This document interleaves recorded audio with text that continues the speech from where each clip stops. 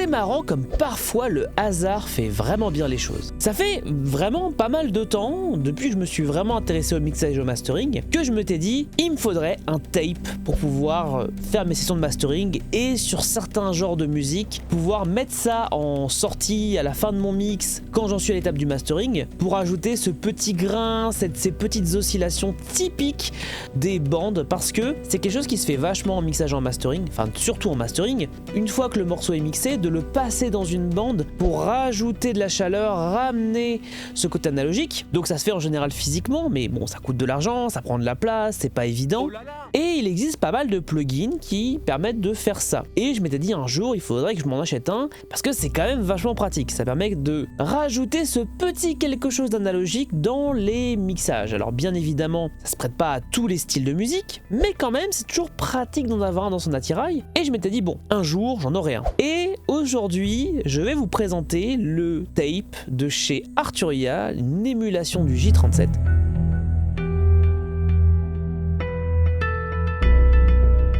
Vous allez voir, c'est vraiment très cool. C'est très subtil parce qu'on est sur du mastering, donc on est sur du petit détail. Pour autant, vous allez voir que ça peut vraiment changer la gueule de votre son. Revenons au début, qu'est-ce qu'un tape? En fait, un effet tape, c'est un effet où une fois que le mixage est fini, on va balancer notre musique dans une bande, et le fait de la faire passer dans une bande et de record le son en sortie, ça lui donne quelque chose de plus imparfait, quelque chose de plus analogique, et c'est quelque chose qu'on recherche énormément. Dans un système où on est de plus en plus sur des ordinateurs, on manipule des sons numériques, le fait de refaire passer le son dans un support analogique, ça permet de faire revenir de la chaleur et des sonorités dont on avait l'habitude il y a de cela 30-40 ans. Et donc, avoir une machine tape pour pouvoir record l'audio à la sortie, c'est pas forcément quelque chose que tout le monde a chez soi. Pas mal de compagnies proposent leur version du tape, et aujourd'hui on va s'arrêter sur la version d'Arturia, qui est vraiment très simple de prise en main, et pour ça je vous ai préparé tout un petit setup pour que vous puissiez vous rendre compte des détails, et à quel point ça peut marcher sur certains genres, mais bien évidemment on va voir qu'il y a d'autres genres où c'est parfois un peu plus compliqué. Alors, pour préparer cette session, j'ai sélectionné 4 morceaux, du morceau de jeu narratif, on va avoir du thème de JRPG, on va avoir du thème de roguelite, un thème plutôt jeu narratif, un peu pop, et on aura un morceau plutôt synthwave. Quand on regarde à quoi ressemble Tape, on a quelque chose de plutôt graphique. On va avoir différents éléments, ici on va retrouver un EQ, un vumètre pour voir le niveau d'oscillation, une calibration qu'on verra qui sert notamment à rajouter ce côté un peu vieillot avec du bruit blanc et de l'instabilité, c'est-à-dire le fait d'avoir le son qui oscille et qui n'est pas parfaitement lisse, du delay loop, et on va avoir également tout un aspect ici qui va nous permettre de colorer le son. Plus on va aller vers la droite, plus on va avoir un son qui va être déstructuré, un peu sale, et c'est un peu ce qu'on vient chercher. Ici on va avoir un son qui va être assez peu altéré, ici on va avoir un son qui va être extrêmement altéré. On va également retrouver un drive pour ajouter de la saturation, et un petit bouton qui s'appelle moderne qui permet d'enlever en fait ces high et ces low qu'on retrouve naturellement sur une tape. En gros, on va venir enlever les défauts naturellement qu'on aurait enlevé avec un EQ directement avec ce bouton là. On va avoir également un petit bouton tape start qui permet de dire bah voilà, on lance ou on stop pour créer cet effet de tchou tchou tchou tchou. On verra juste après, qui est intéressant, mais en vérité on s'en sert pas forcément pour ça, mais c'est quand même cool de l'avoir. Et on va avoir le tape speed qui va permettre de soit avoir un son plus fidèle, soit avoir un son encore plus lo-fi, ce qui peut être parfois intéressant si on vient vraiment chercher des trucs très lo-fi en termes de genre de musique, émuler le côté vieillot des bandes musicales ou du bruitage. Donc sur les boutons, donc là par exemple, on entend ici qu'on a du bruit blanc. Si je viens le couper, plus de bruit blanc, c'est plutôt cool. Ça peut être intéressant pour recréer un côté un peu humain en mettant du bruit blanc artificiel. Alors à doser, hein, je pense qu'au-delà de 0, ça devient moins intéressant, mais je pense que là, dans ce cadre-là, on va le couper. L'instabilité, donc, c'est le fait que le signal tourne et qu'on ait un peu ce côté, le signal vacille légèrement. Vous allez voir, je vais faire play et je vais jouer avec l'instabilité, vous allez vite le sentir.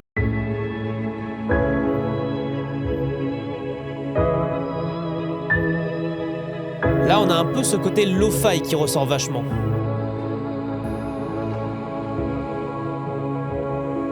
Et là, on a notre signal brut. L'objectif, c'est de jouer un peu avec. Donc, personnellement, j'irai pas dépasser les 20%. Le delay loop, on va pas trop s'en préoccuper. Globalement, c'est...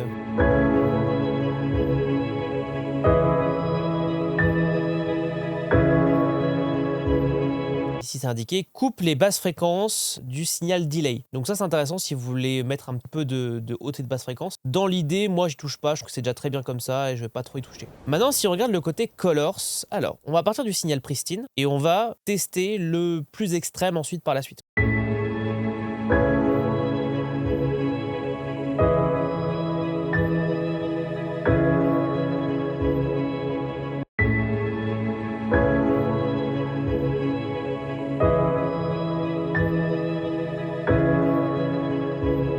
Alors c'est très subtil, hein, faut vraiment tendre l'oreille, mais ça affecte quand même le son de manière plutôt conséquente. Pareil pour le bouton moderne, si je le laisse avec...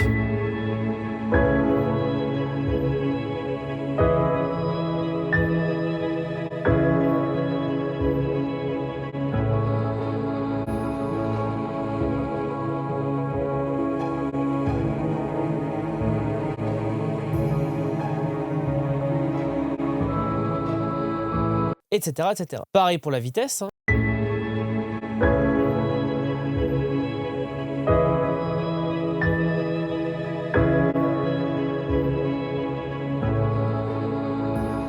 Donc ça vient légèrement altérer le son, alors vous allez me dire oui c'est très subtil. N'oubliez pas que c'est un plugin qu'on va émettre essentiellement en mastering. Donc c'est volontairement très subtil, le but c'est d'aller légèrement trifouiller le son pour aller chercher le petit grain qui va faire la différence. Pareil pour le drive, alors là il est à 5,4 et on voit ici avec un indicateur visuel assez clair que le son il est affecté en fait. Si je monte la disto,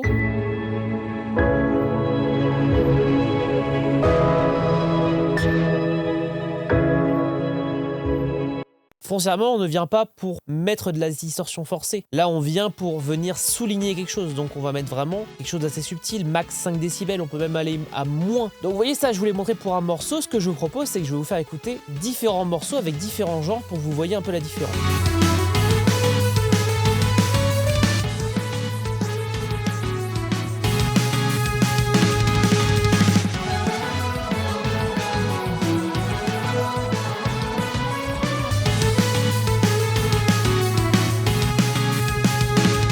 Donc vous voyez un son qui est un peu différent. Ce que j'ai voulu faire, c'est que comme on est sur un jeu plutôt orienté rétro, et ben j'ai sali le son beaucoup plus fort avec une tape assez sale, un son quand même qui reste moderne parce que le but c'est qu'après il soit implémenté dans un jeu et qu'il soit utilisé dans un contexte plutôt moderne. Donc on a laissé le coupe haut et le coupe bas.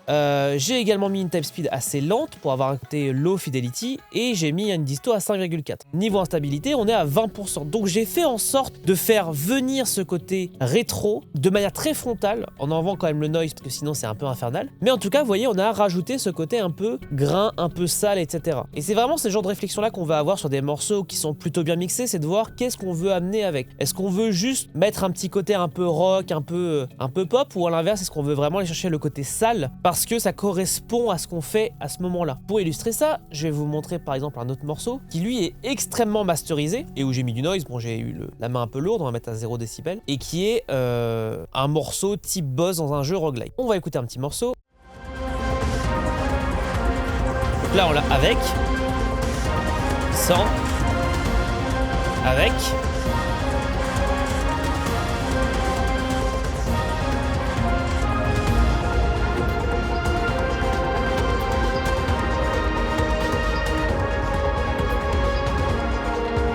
Alors ici j'ai mis un peu de coloration mais plutôt légère. Par contre j'ai mis une speed plutôt lente et une disto qui est à peu près à 5,2. L'instabilité elle doit être à 15%, voilà. Et pourquoi j'ai fait ces choix là? Parce qu'en fait on est sur un morceau qui est extrêmement digital avec beaucoup de high, etc. Et dans le cadre d'un jeu vidéo, généralement les fréquences high elles sont utilisées pour tout ce qui va être son interface. Et donc là le fait de libérer toutes ces fréquences c'est intéressant parce que ça permet de rendre le son un peu plus rond, de retrouver un peu une répartition des fréquences qui est à peu près logique, avec beaucoup plus de grave et de médium et au fur et à mesure une courbe décroissante avec moins d'aigus. Donc on perd un peu ces aigus là, qui est certes une information importante, mais qui risquerait dans la suite de rentrer en conflit avec soit des bruitages, soit des sons d'interface. Et donc là, ça permet de récupérer ce côté-là. Et en plus, le fait de le passer dans un tape, ça permet de lui redonner un petit côté un peu vintage. Et là, dans un cadre d'un projet qui pourrait être un jeu, voilà, type pixel art, etc., bah c'est pas déconnant. Maintenant, un exemple de morceau que je trouve qui marche bien aussi pour le tape, c'est un peu la pop folk. Donc là, j'ai un petit morceau que j'avais fait pour un projet.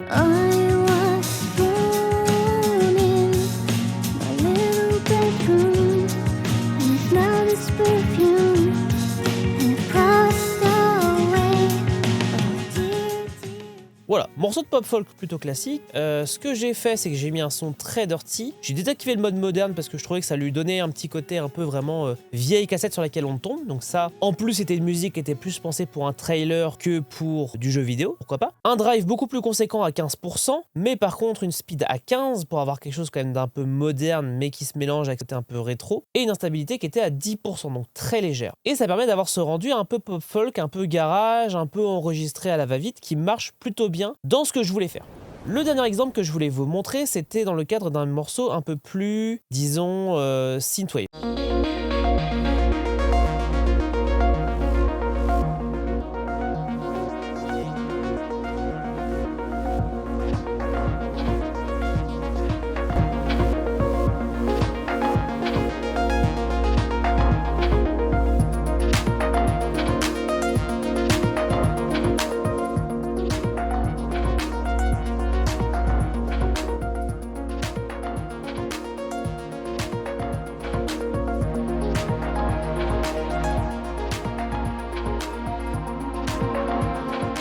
Pour le coup, je suis allé chercher le côté un peu sale avec un peu de disto et de l'instabilité pour aller redonner un peu ce côté un peu synthwave, un peu rétro. Et vous voyez ici, en jouant encore une fois avec les mêmes paramètres, j'arrive à avoir un rendu qui est assez intéressant, qui vient faire ressortir certaines fréquences, qui vient mettre en retrait d'autres fréquences. Ça donne un caractère vraiment différent au son. C'est vraiment ça que j'aime bien avec le tape, c'est que j'en avais pas avant, parce que j'avais jamais eu l'occasion d'en acheter un, et je m'étais dit il fallait vraiment que je m'en prenne un, parce que sur du mastering, ça peut vraiment faire la diff. Et il y a certains morceaux que vous avez entendus là, où la différence est vraiment très forte.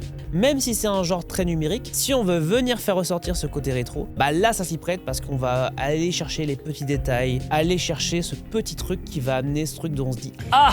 Là j'ai l'impression d'être dans les années 90, etc. etc. C'était la présentation du tape J37, j'espère que ça vous aura aidé à y voir plus clair et à comprendre comment on s'en sert. N'hésitez pas si vous avez des questions dans les commentaires à me le faire savoir, j'y répondrai avec grand plaisir. Et si vous voulez rejoindre la communauté, n'hésitez pas, le Discord est dans la description. N'hésitez pas à vous abonner, pouce bleu, et on se retrouve la prochaine fois pour une nouvelle vidéo. Allez, tchuss!